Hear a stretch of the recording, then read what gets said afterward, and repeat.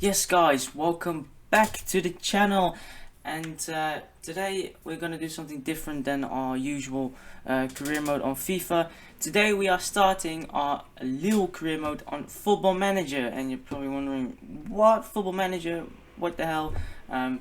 Yeah, I've decided to not finish the Southampton career mode because I kind of started off too late in FIFA 20 to really finish it, because in a month now we'll already have FIFA 21, and then I'll start a Leeds United career mode. But I'm also going to start a Football Manager career mode.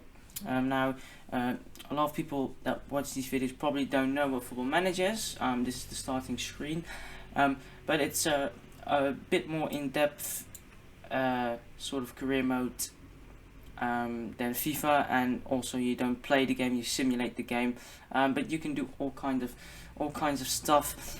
In Football Manager, I'm going to quickly go through the squad, the dynamics, and all of the important stuff here in Football Manager, to just kind of give you guys a feel how it looks. And I'm also going to explain how I'm going to do these videos. Oh, I accidentally did that, I'm sorry. But yeah, let's firstly go to the squad. It's already registered in order. You can see here our two keepers, Leo Jardim and Magnan. Of course, Magnan will start for us. He's only 23. Jardim is actually a year older. I thought he was younger actually, but he's 24. He will be our backup keeper. At centre back, we don't really have that much centre backs in our team, but we'll do with these three guys. Jose Fonte, of course, the most experienced guy in probably the whole of Europe at the moment. I'm joking. Definitely for our team. Gabriel, a young centre back, of course, in real life went to Arsenal, and in here he has some great stats. The max that a stat can have on Football Manager is 20. So when it's yellow, it's pretty decent, and when it's green, I can show you it here at Fonte's screen. If it's green, you see here heading is 17, leadership is 20. Those are extremely good stats for the player. That's kind of where you aim to get those stats to. And then we have Thiago Jallo, our kind of our third centre back, our backup centre back. I am probably looking to bring in another centre back this season, but that will all come in the next episode, because in here I'm not gonna show you guys who I'm going to buy. You'll see it in the next episode. Left back, we have Ragoubert. He's 15 years old. He's good potential. His stats are incredibly bad. Actually, no, he's not in our squad. I'm going to put him back into the second team, because I'll explain later when I'll show you the game we played, because I already played one game. And then we also have Reinildo. He will be our backup left back. It says he's a left winger, but he's a left back. As you can see, once a player has green and the max is like this orangey red kind of color, well, no, this is the max a player can have in that position. If he gets red like this, you can't play him there. He's terrible there. I highly suggest you max go this green yellowy kind of thing, and even if you really have to, you can play him in this orange kind of color in this position. Otherwise, I highly suggest not to play him there, but he can play at left back. We prioritize wing backs, which he can definitely play. Then we have Bradorich, 19-year-old left back, also wing back. He is some pretty good. Technically, he's not the best, but he's the best we have at this team, and he's only 19, so he's going to grow into a great player. And as you can see here, Ragoubert is wanted by a lot of French clubs. Good to see that our youngsters are getting attention. Then our right backs, we have Jeremy Pete. He's 30 years old. He's also one of the most experienced players in our team. He can play wing back as well, which I will definitely use. But he will be our backup, because we of course have Celik, who will be our next captain next year. Oh wait, no, it's not. Yazici was the next one to be captain. But Celik, we have him at the club. He's only 22, so he's still young. It's a very young team, but also mixed with experience. Then we have in the midfield, we have Chik Niasse. Pretty decent stats for a 19-year-old. He's not worth that much, so I'm surprised he has kind of good stats.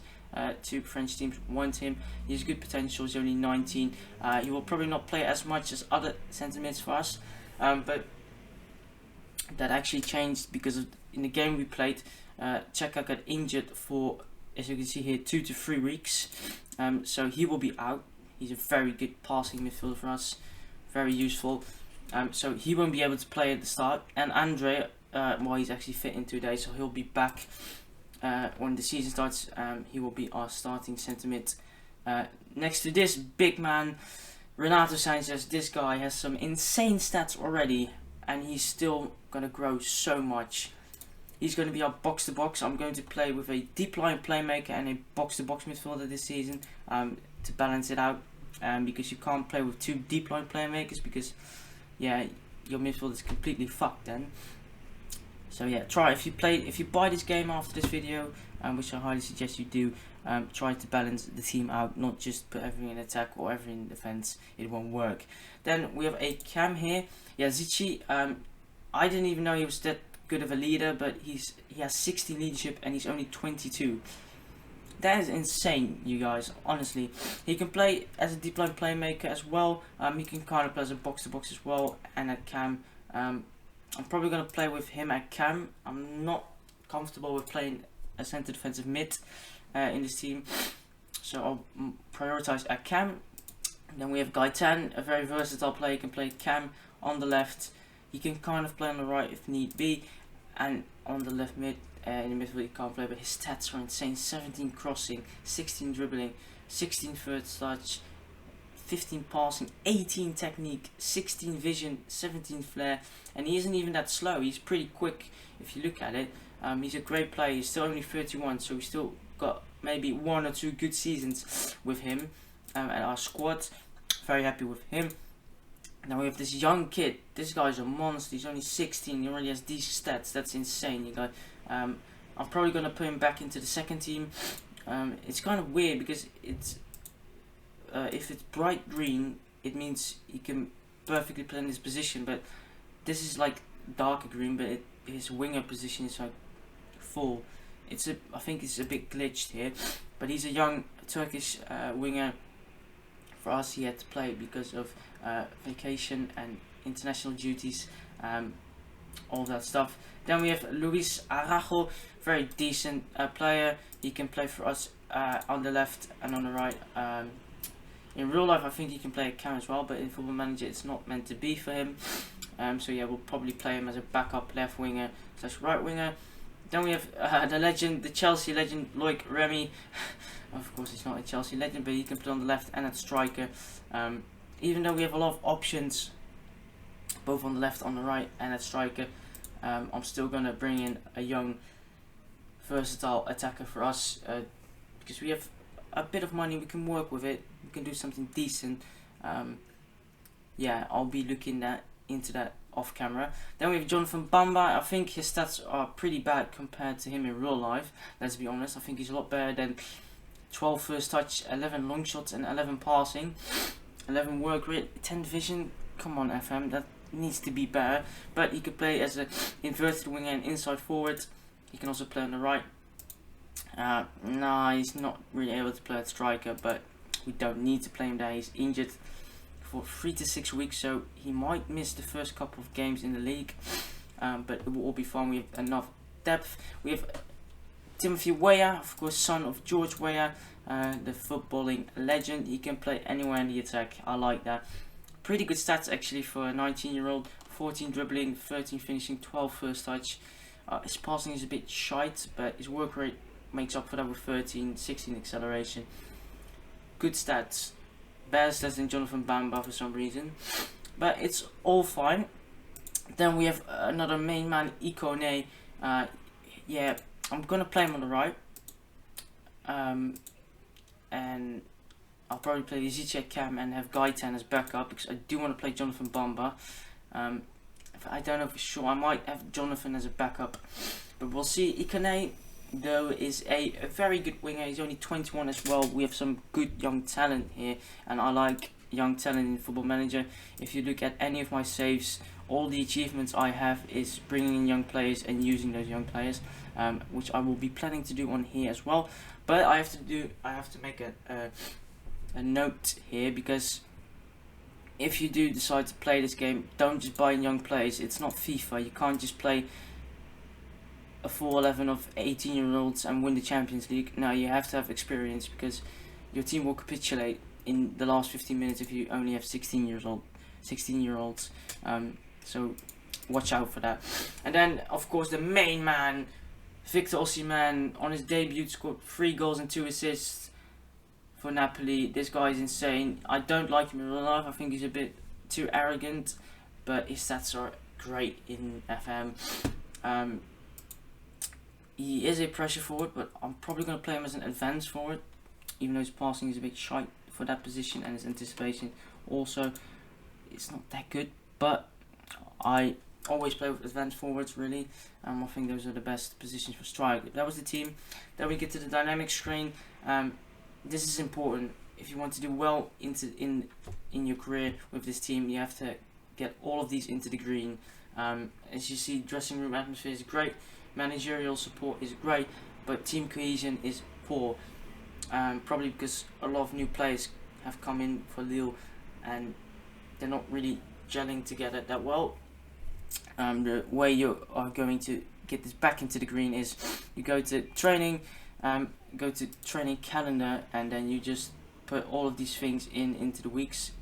Team bonding, and if you do that every week, at one point it will go back to green, and your team will start to play a lot better together. You have the hierarchy.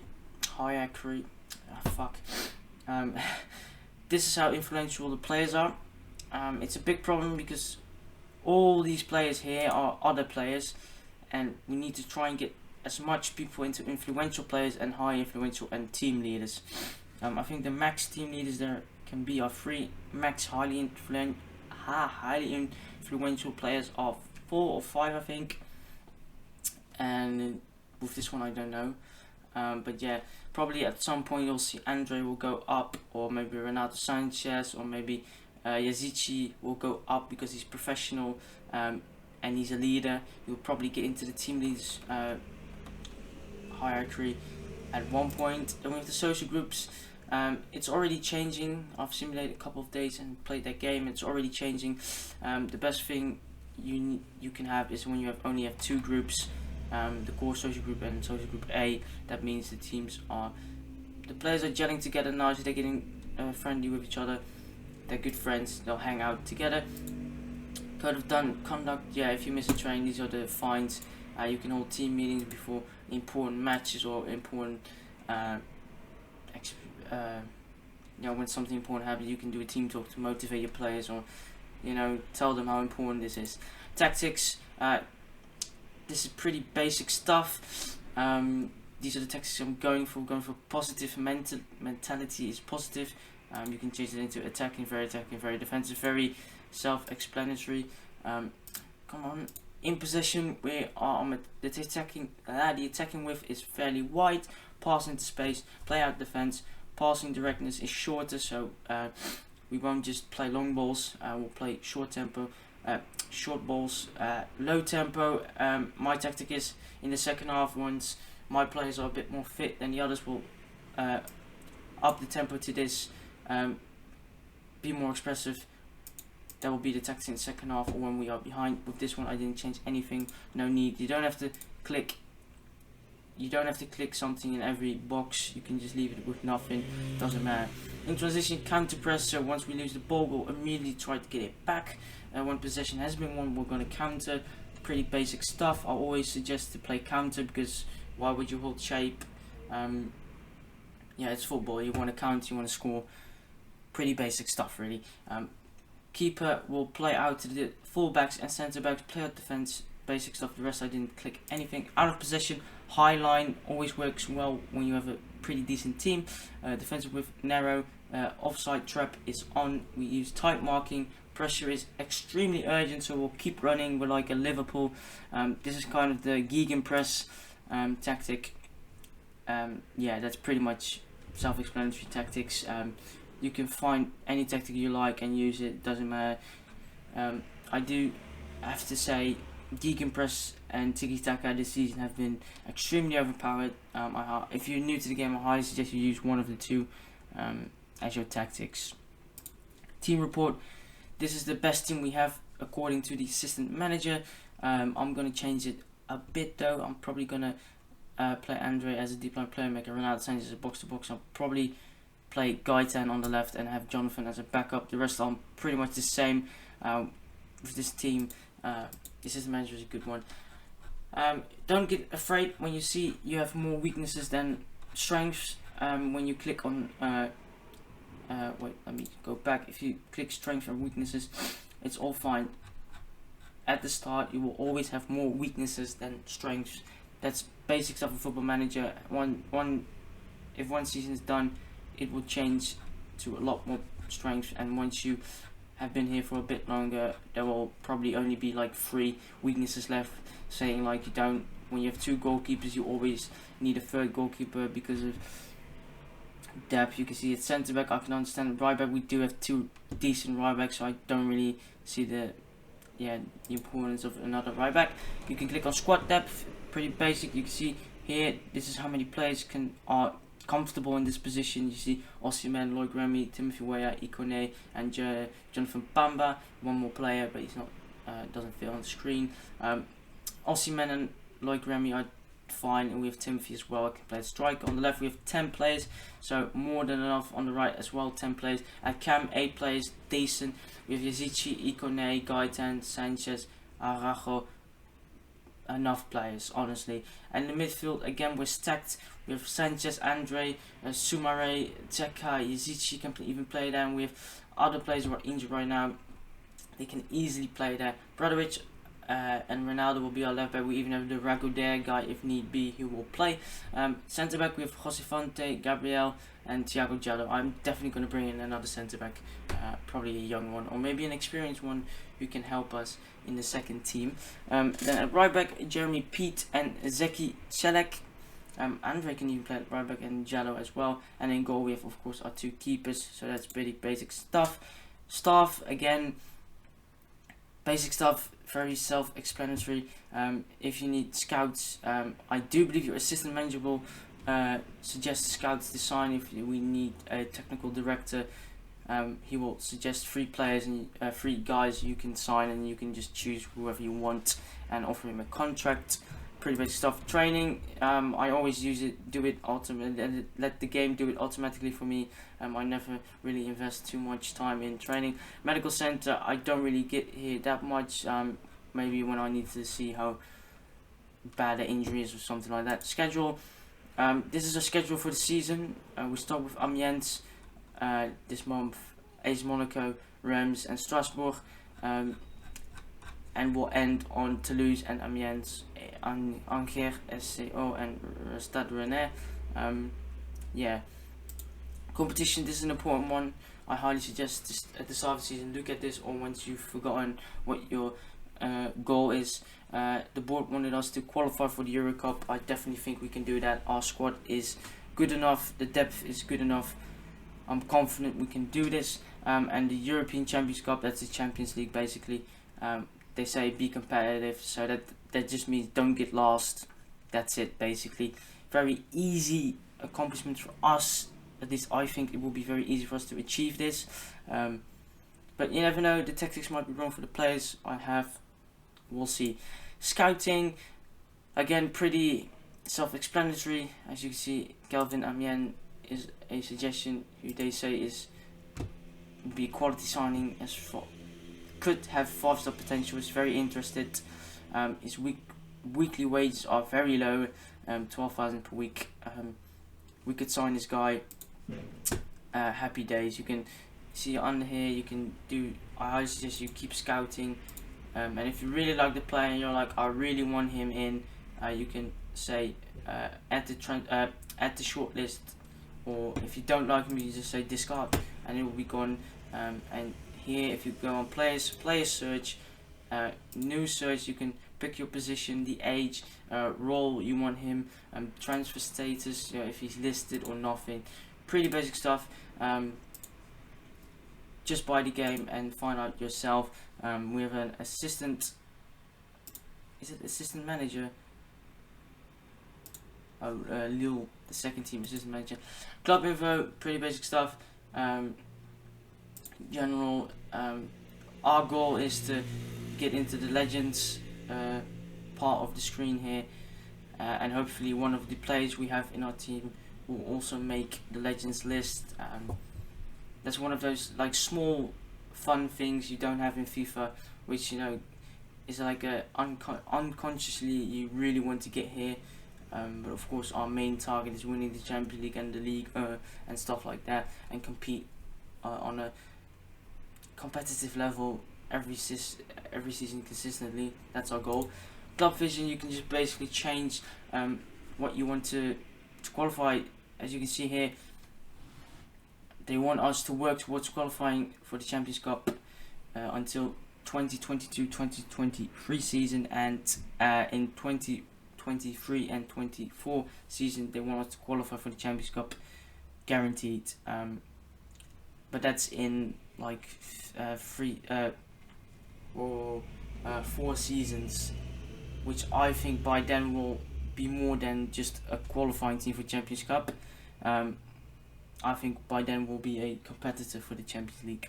Honestly, finances, this is important. Don't just splash the cash. I'm not going to spend all of the 12.9 million on players. Please don't do that. Don't go over the wage budget too much, because if this overall balance is like under 10 million, you won't get any transfer budget next season. Trust me. Try and do well in the Champions League. Get money from the Champions League games to build this up, and once the bank balance is high, you'll get the higher budgets, and then you can buy in the big players. We're still going to try and bring in young players. This is the development center. You can basically see your players in the second team and the under 19s. They're saying both are strong squads. We have some very good talents. I'm not going to go through all of them right now because I'm not bothered. They're still young and they have potential. They're very good. Trust me. Once they get there, they will play for us.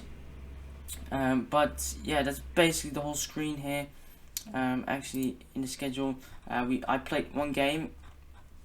That was this one against the second team, which we almost lost. We scored very late. As you can see here, they scored after 5 minutes. Nothing happened until the 66th minute one when Lloyd Remy scored, and then we got a penalty, and we scored that one, and we won 2-1, even though it's really disgraceful how bad we were in that game. But you have to be calm. It's only pre-season.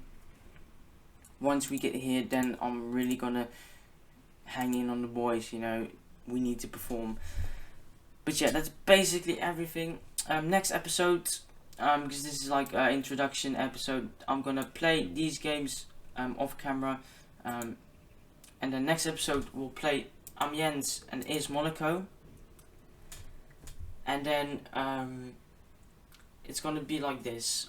Every episode I'm gonna play 2 games, or if it's really entertaining, I'll play 3 games. Depends on which games are after each other. So I'll start with Amiens and AS Monaco in the next episode, and then once that episode is uploaded, I will play Reims, Strasbourg, Metz off camera, and I'll be back on this video with the games played in the first Champions League game and Bordeaux. That's how I'm going to do it. So you're not going to see me play every game. Yeah, just to get through the season a bit quicker, because FM can be very long. You have to be patient when you play this game, and that can be annoying sometimes if you're a very impatient person. You have to get used to it. I'm very impatient as well, so when especially once the season's done, you have the long vacation of 60 days in this game, and you have to simulate through all of that, and that can be a bit repetitive and annoying. But yeah, this is it for the introduction video. I hope you guys enjoyed, and I'll see you guys next time when I will play the Amiens game and AS Monaco. Like, subscribe, share, do all of that stuff, and I'll see you guys next time. Peace.